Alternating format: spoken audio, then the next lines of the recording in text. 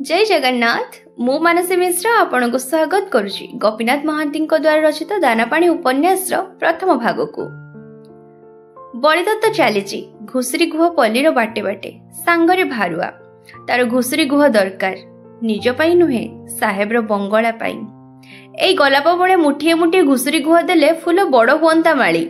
Ma'am साहेब कहले गलाप को घुसुरी गुह क्यान को घड़ा गुह ता छड़ा प्रचुर पानी। बलिदत्त माली नुहे कौन से एक व्यवसाय कंपानी तरुण कर्मचारी सकाळु जाई काम करी करी दिन 12टा बेले साहेबर नंदनकानन बाटे आपणा घर को बाहुड़िला बेले माली को मेम साहेब करे फरमासी से सुनिथिला।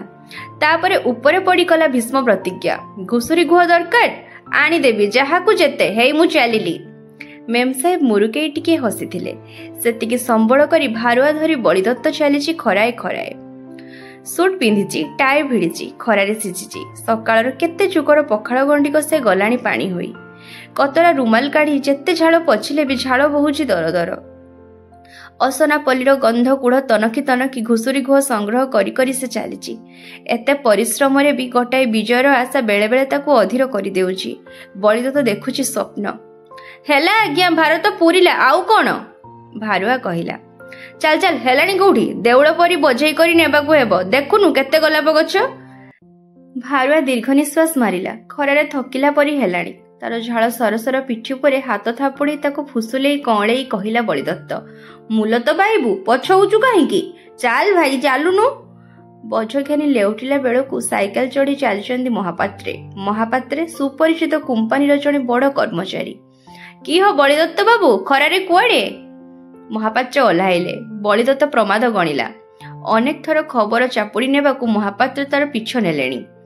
कौन कथा सब भल तो आज्ञा सेमिति चलुची आउ हाँ मु जोटा लेखि पठेइथिली साहेब कौन लेखिला ता उपरे साहेब टू फेरी नहीं आज्ञा मु काहू जानिबी। आज सकाळे मु जाइथिली बुझिल बलिदत्त बाबू साहेब कौन कले जानिच ना कहिले बसंतु बसंतु कहिला ता सिगारेट केस रु काढ़ी मते खंडे सिगारेट देला बाध्य होई टाणीबाकू पड़िला। मु तो आश्चर्य आज्ञा आपण तो आम परी नुहंती ए साहेब केउ गुणे आपणक सरी कौन विद्यारे ना कामरे ना केउथरे खाली गोरा कंपानी रु गोरा मनुष्य बोली सिना ए आखि देखिबो आपण आसीबे आम साहेब होई कंपानी रो चोर काहे दरिया पारी आपण ही चलाइबे ए डिपो नियो पान खंडे खाओ हुसियार कड़ा गुंडी। आज्ञा आपणक पान बेंग पेटरे कौन घी हजम हेबो अरे खाओ ना टक्का लोक ऐछ सिना 40 हेला तम परी जेते बेले 25 होइथिला मु जहा खाउतली सुनिला आश्चर्य हेबो। ए सुनेइबे छाड़िबे नहीं तबे मेम साहेब कुआडे चली जिबे जदि देखि परिबे नहीं भार धरी बलिदत्त आछि। बाट बंद करी भारुआ ठिया हला किछि कहि पारु नहीं। जा जा बाट बंद कलु काहेकी सेगुडा कोन कि हो बलिदत्त बाबू आज्ञा साग पटरा टीए करिछि जे भारे खत नउथुली केते को किनिलो अरे मु तो बाईगण कियारिए करिछि जे पत्र गुडा को हळदिया होई जाउछि खत बिना खत कोउठु पाउछ अरे भारुआ नेई दबु त आम बसा को बुझिलु। बड़ लोक को उत्तर नहीं स्वर्ग को निशुणी नहीं। बलिदत्तर मुहरु झाड़ केरा केरा होई बही गलानी। छेप ढकी ढकी कहला आज्ञा ए किबा कथा मु निजे दे आसीबी जाई साहेब आपणक ऊपर सबुठु बेसी खुशी आज्ञा। तमे केमिति जानिलो किए कहूतला कौन लेखिछि देखिछ ताले ए कुह कुह आहा खराटा हेला आसना जीव हम बसा को तुमे मुह कौन देखुछ आस आस बलिदत्त बाबू आपण बळे जानिबे आज्ञा खाली एई गरीबंक पई मिठेई रखि थांतु साहेब फेर काहेकि डाकिछि मु भारी तरतर अछि आज्ञा।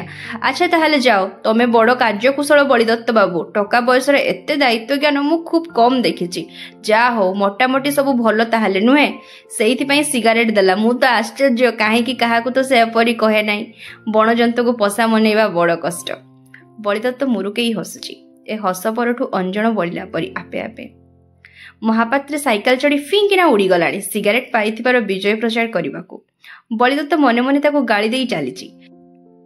बाँ हाथी गोटे स्कूल तोरण सभित द्वार देश आज अपरओली एठी उत्सव हेबो साहेब आसीबे साहेब को उद्देश्य करी गाइबाकू तरुण शिक्षक अरुण बाबू पिलामानकू गीत अभ्यास कराउचंती। जनगण मन अधिनायक जय हे। बलिदत्त विरक्त होई चाहि देई गला लागिला ए मांकडामी मन गहिरर ईर्षार राग एपरी सुविधा तार निजर नाही चेतन मनरे एतेबेले से खांटी स्वेदेशी ए कि अपमान ଅରୁଣ ବାବୁଙ୍କର କ'ଣ କାଣ୍ଡ ଜ୍ଞାନ ହଜିଛି? ଆରେ ବଳିଦତ୍ତ ବାବୁ ଯେ।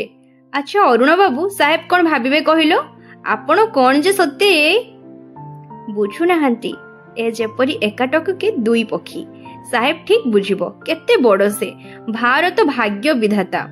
ପଦାଲୋକେ ଖୁସି ହୋଇଯିବେ ତାଙ୍କ ପ୍ରିୟ ଗୀତ ଶୁଣି। ଗୀତ ତ ଗୀତ, ସେଥିରେ କ'ଣ ବାରଣ ଅଛି ବୁଝୁନାହାନ୍ତି? ଏ ଓଏଲିଂର ଦିନ ଆମର ଆଉ କିଏ ଅଛି? ବଳିଦତ୍ତ ଫେଁକିନା ହସିଦେଲା। ତାର କି ଯେ? ଅରୁଣ ବାବୁଙ୍କର ବିଶେଷ ବୁଦ୍ଧିସୁଦ୍ଧି ଅଛି ବୋଲି ସେ ସ୍ୱୀକାର କରିବାକୁ ନାରାଜ।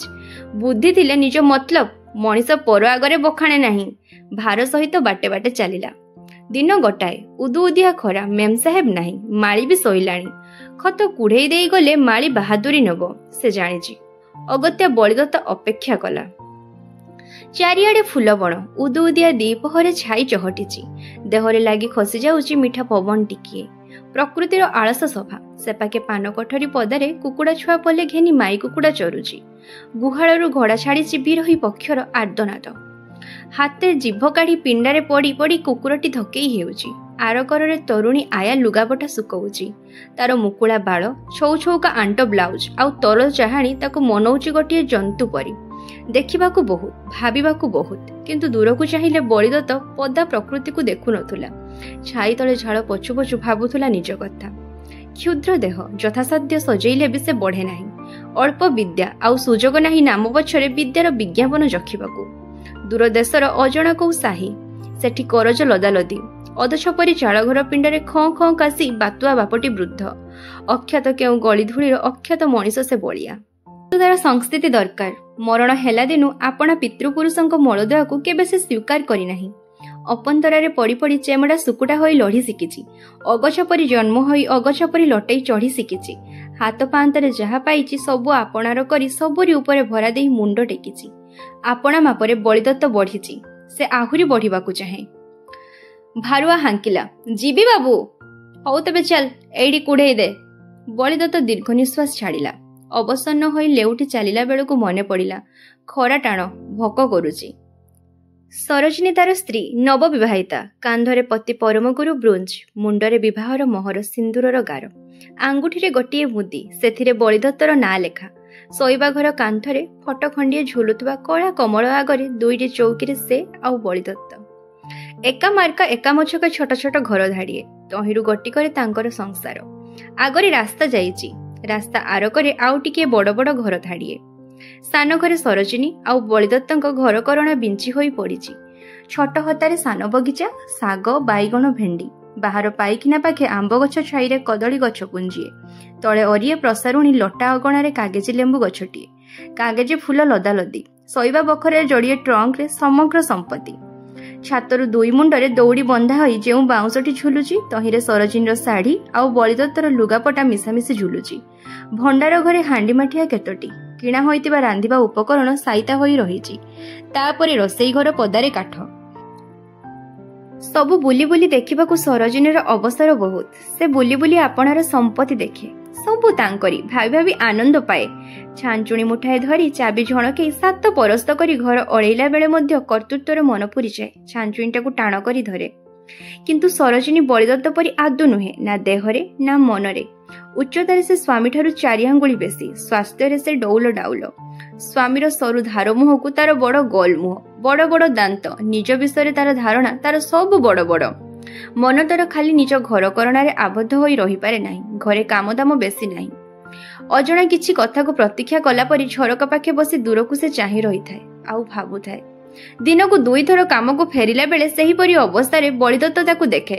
ଗୋଟାଏ ପୁଲକ ତାର ମପାଚୁପା ଖଳ ପୋଷାକ ଠେଲି ପଦାକୁ ବାହାରି ଆସେ। ଦେହ ଥରେଇ ଦିଏ। ଖୁବ୍ ଲମ୍ବା ନିଶ୍ୱାସ ଅଟାରି ଅଟାରି ବଳିଦତ୍ତ ଭାବେ, ସରୋଜିନୀ ତାକୁ ହିଁ ଅପେକ୍ଷା କରି ବସିଛି। ଆଖିରେ ଆଖି ବୁଡ଼ିଯାଏ। ଖାଡ଼ି ମଲ୍ଲୀର କଢ଼ି ପରି ହସ ବାଢ଼ି ଦେଇ ସରୋଜିନୀ ଧାଇଁ ପଡ଼ି ଦାଣ୍ଡକବାଟ ଫିଟେଇ ଦିଏ। ଦିନ 2ଟା ବାଜିଛି। ବଳିଦତ୍ତ ଘରକୁ ଫେରୁଛି। ଏପର୍ଯ୍ୟନ୍ତ ସେ ତାର ଦାନାପାଣିର ଧାରଣାରେ ବୁଡ଼ିଛି। ଏଇ ଜୀବନ କଠୋର କର୍କଶ ପଥ। ତଥାପି ପାହାଡ଼ ଚଢ଼ିବାକୁ ପଡ଼ିବ। ତାପରେ ସାମ୍ନା ଘରେ ରାସ୍ତା ଆରପକ୍ଷେ ଗୋଟିଏ କଲେଜ ଛାତ୍ର ଯୁବକ। ସେ ଘରର ନିରୋଧ ବାବୁଙ୍କ ପୁତୁରା। ଛୁଟିରେ ଆସିଥିଲା। ଗଦାଏ ବହି ଆଗରେ ବସି ପୃଷ୍ଠ ଲେଉଟାଉ ଲେଉଟାଉ ହଠାତ୍ ସେ ଏପାଖର ଝରକାର ନିଘା ଦେଲା। ତାପରେ ଦିନ 2ଟା ବେଳେ ମନେ ପଡ଼ିଲା ତାର ବ୍ୟାୟାମ ଚର୍ଚ୍ଚା। बाँ छाती फुलेई जिकी जिकी डिम्बल दिटा धरी से आरंभ करदेलाणी भीम विक्रमरे। कि भीषण दिशुची भालुआ छाती, देह टांकी देले देह जाक आबु आबु पथर पथर। सरोजिनी प्रथमे अभ्यास अनुसार मुहरे लुगा माड़ी हसिला, तापरे ओठरे हस ओठरे गला लिभि। मुग्ध होई चाहिला, क्रमे देह थरेई थरेई बारंबार दीर्घश्वास।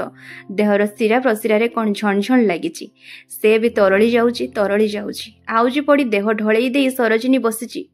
पाटी अल्प कपाଳରେ ଝାଳ बुंदा बुंदा। दृष्टि दूरକୁ दाउ दाउ डोला जोड़िक उपरे उदासर काली ढांकुणी। व्यायाम चर्चा लागिची। कॉलेज छात्र बंकेई चाहिला झरक पाखे चित्र प्रतिमा किंतु नाही। से तो चाहू नाही। नीति सेमिति एमाने मादळा माटी, कविता नाही। तार आत्मसम्मान रे आघात पड़िला, घृणारे ओठ कुंचेइला। से प्रतिज्ञा करिछि विवाह करिबो नाही। ता अपेक्षा व्यायाम जे यथेष्ट भल। द्विपहरर निरर्थक श्रम झड़ पछिबाकू तरतर होई से घरकू चलीगला। किंतु सरोजिनी सेहीपरि बसिछि, पाटी अल्प हसिला परी। दूरकू निरर्थक दृष्टि, भितरे बाइस्कोप। रास्ता उपरु सेही दृश्य को बलिदत्त देखिला। मुहूर्ते से विचलित हेला। उच्चास मने नाही, संस्थिति मने नाही चाकिरी आउ साहेब। खाली से जेपरिक भकिला हाउआ कुकुर, नाक कान न बुझी पी जाउची। तापरे आखिरे कुकुरिया कृतज्ञता आउ आत्मग्लानी।